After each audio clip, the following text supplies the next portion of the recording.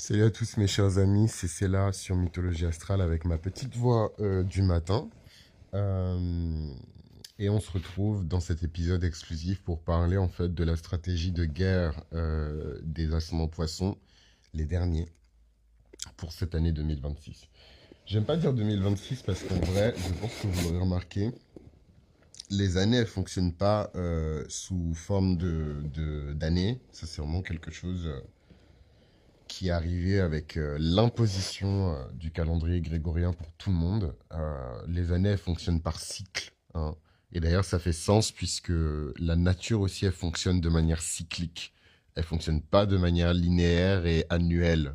Euh, voilà. Et la notion d'année biologique, donc le temps qu'il faut à la vie pour se développer, et la notion d'année, on va dire, économique, n'ont strictement rien à voir. Et si vous voulez même mon avis, la notion d'année économique est en train de détruire la perception biologique qu'on a du temps.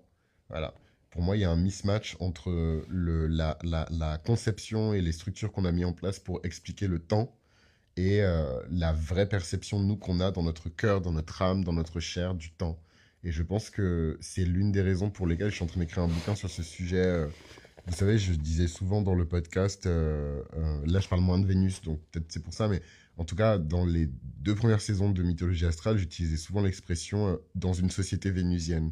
Bah ça y est, en fait, je me suis déterré et j'ai commencé à écrire ce qui serait un essai pour parler justement de cette société vénusienne, de ce qu'il y a de cool et de ce qu'il y a de moins cool.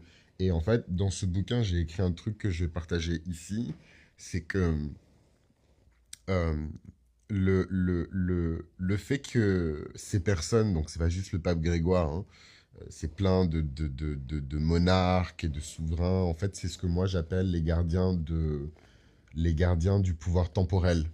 Et en fait, le pape, il rentre dedans, parce que si vous faites des élections et que vous venez à élire un monarque, même si soi-disant c'est l'intermédiaire de Dieu et il parle pour Dieu et il est proche de Dieu et c'est lui qu'il faut écouter, etc., il agit quand même de la même manière qu'un roi, ou c'est exactement la même chose, hein, ou un président.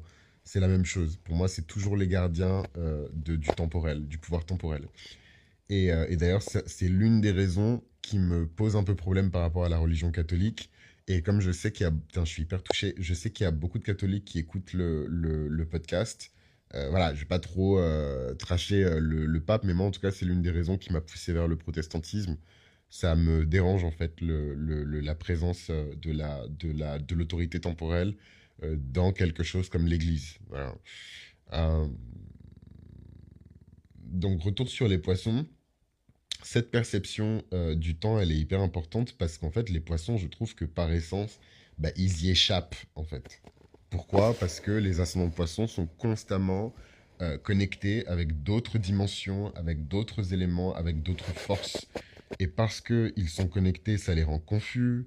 Ils n'ont pas forcément toujours une idée claire de ce qu'ils doivent faire dans leur vie, de la direction qu'ils doivent prendre. C'est pas les personnes les plus assurées, on va dire, de la Terre.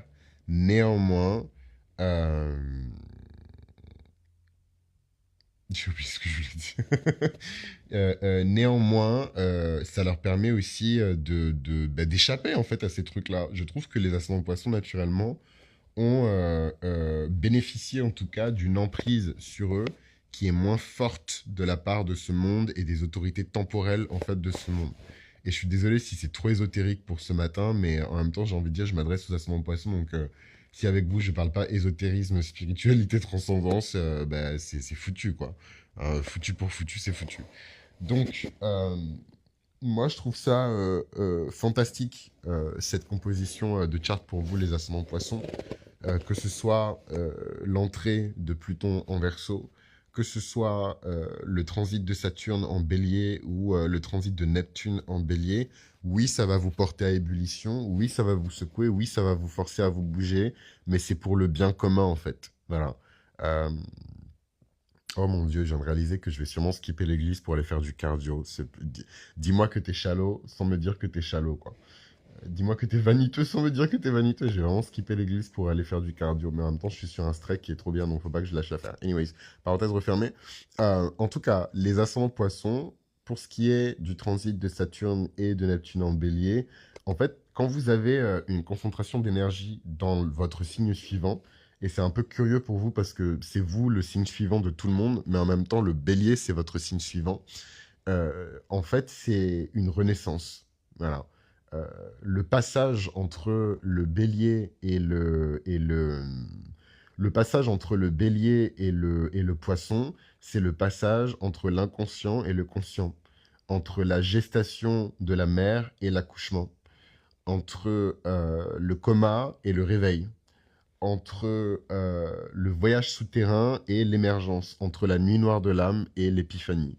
Voilà, donc c'est brutal, ça secoue un peu, on peut pas y échapper, c'est parfois inconfortable, mais c'est nécessaire pour pouvoir évoluer. Et en fait, ce transit, il est hyper intéressant parce qu'il va se passer dans votre maison 1, où en fait toutes ces planètes qui ont transité dans votre maison 1 et qui ont, à mon avis, alourdi en fait votre énergie, surtout Saturne en poisson, elles vont quitter cette maison 1 pour pouvoir se rendre en maison 2. Voilà. Et la maison 2 en bélier, c'est votre maison des convictions, c'est votre maison de votre confiance en vous-même, de votre estime de vous-même et de votre dignité. Et en fait, cette maison, elle a un truc incroyable, c'est que elle est aussi une maison de la deuxième naissance, voilà, ou plutôt ce qu'on appellerait la deuxième expansion. Donc vous allez littéralement avoir une nouvelle version de vous-même qui va naître en conséquence de ces transits, parce que Saturne va poser des bases solides, peut-être dans la douleur, mais en tout cas il va poser des bases solides, et Neptune également va poser des bases spirituelles extrêmement solides.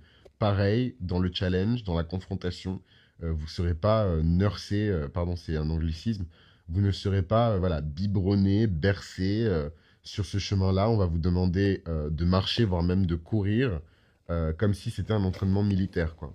Voilà. Mais en vrai, c'est quelque chose que vous connaissez déjà puisque vous êtes né avec cette maison 2 entière en bélier, donc il ne faut pas vous inquiéter par rapport à ça. Il faut juste vous dire que c'est une initiation qui est nécessaire si vous voulez avoir une voix qui compte pour le prochain cycle qui va durer pareil 9 ans. Ensuite, on a Jupiter en Lion. Pourquoi Jupiter en Lion quand il va rentrer dans votre charte? Il me semble que c'est en mai ou en avril. Il me semble que c'est mai. Pourquoi c'est un transit qui est important pour vous? Parce que Jupiter, c'est votre co-gouverneur, hein. Vous êtes co-gouverné par Neptune et par Jupiter. Jupiter qui est votre gouverneur traditionnel, Neptune qui est votre gouverneur moderne. Et en fait, cette combinaison de Neptune qui passe dans un signe de feu et Jupiter qui passe dans un signe fixe de feu, là, les poissons, ils vont être on fire. Qu'est-ce que l'élément feu fait sur l'élément eau? Quand l'élément feu et l'élément eau se mélangent, on a ce qu'on appelle du zèle, de la dévotion, le sens du sacrifice, de l'honneur. Voilà, toutes ces choses-là qui sont un peu rudes, mais qui sont nécessaires parfois pour que la société, surtout les collectifs qui composent la société, puissent fonctionner. Alors, et donc, c'est pas toujours évident de maîtriser en fait cette énergie, surtout pour les poissons qui peuvent se ressentir voilà, un peu plus émotifs, on va dire, que la normale. Mais c'est un passage qui est nécessaire puisque ça va vous mettre dans une pole position pour avoir un rôle important dans la société et pour pouvoir. Bon, c'est pas non plus un but en soi hein, d'avoir un rôle important dans la société, mais en tout cas, que votre voix soit entendue. Et j'irai même encore plus loin parce que en tant qu'ascendant poisson, euh, votre maison numéro 11, si je ne m'abuse, non, ça c'est pour les ascendants de balance. La maison 11 en lion, c'est pour les ascendants. Non.